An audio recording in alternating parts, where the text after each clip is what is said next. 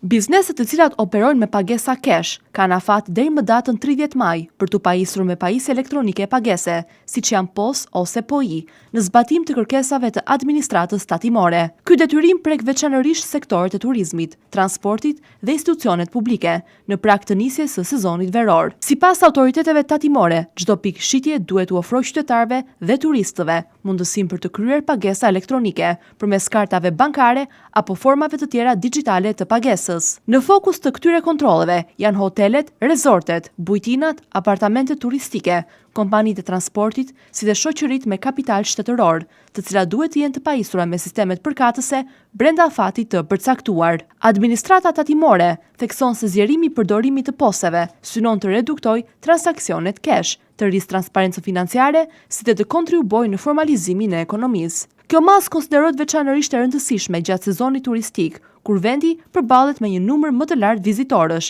dhe rritje të qarkullimit ekonomik. Tatimet u kanë bërë thirrje të gjitha subjekteve të marrin masat e nevojshme brenda afatit ligjor dhe paralajmërojnë se moszbatimi i detyrimit do të shoqërohet me masa administrative si dhe gjoba.